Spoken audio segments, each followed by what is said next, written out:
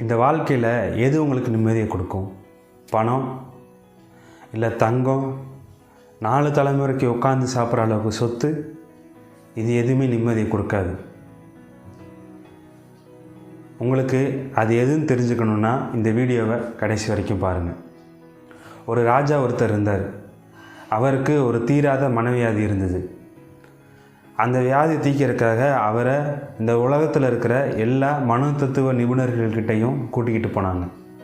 ஆனால் யாராலுமே அவருக்கு ஒரு சரியான தீர்வை சொல்ல முடியல. கடைசியாக ஒரு சாமியார்கிட்ட போனாங்க. அந்த சாமியார் இந்த ராஜாவுக்கு பற்றி நல்லா விசாரிச்சுட்டு ராஜாவுக்கு ஒரு தீர்வை சொல்கிறார்.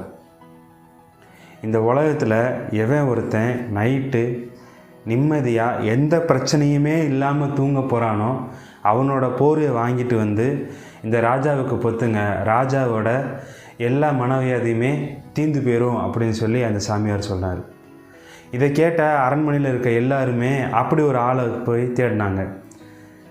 வீடு வீடாக தேடினாங்க, தெரு தெருவாக தேடினாங்க, ஊர் ஊராக தேடினாங்க, உலகம் பூராவும் தேடினாங்க. எங்கேயுமே கிடைக்கல. கடைசியாக ஒரு கோயில் முன்னாடி ஒரு ஆள் போய் தூங்க போனான். அப்போ அந்த ஆள் கடவுள்கிட்ட சொன்னான், அப்பா கடவுளே, இன்றைக்கி எனக்கு எந்த பிரச்சனையுமே இல்லை, நான் நிம்மதியாக தூங்க போகிறேன் அப்படின்னு சொல்லி போய் தூங்க போனான். இவன் தூங்க போன சமயம் அவன் நிம்மதியை கெடுக்கிற மாதிரியே இந்த அரண்மனை ஆட்கள் எல்லாமே போய் அவனை உசுப்ப ஆரம்பிச்சிட்டாங்க. நீ நிம்மதியாக தூங்க போகிறதில்ல, உன் போர்வையை கொடு, எங்கள் ராஜாவுக்கு போற்றணும், அதன் மூலமாக அவருக்கு அந்த மனவியாதி தீரணும் அப்படின்னு சொல்லி கேட்டாங்க. அதுக்கு அந்த பிச்சைக்காரன் சொன்னான், என்கிட்ட ஏது போர்வை, என்கிட்ட தான் போர்வையே இல்லையே அப்படின்னா. அப்புறம் எப்படி உனக்கு நிம்மதி கிடச்சிச்சு அப்படின்னு சொல்லி அவங்கெல்லாம் கேட்டதுக்கு அந்த பிச்சைக்காரன் சொன்னால், நான் டெய்லி பிச்சை எடுத்து சாப்பிட்றேன், எனக்கு 3 வேளை சாப்பாடு கிடைச்சாலே பெரிய விஷயம்.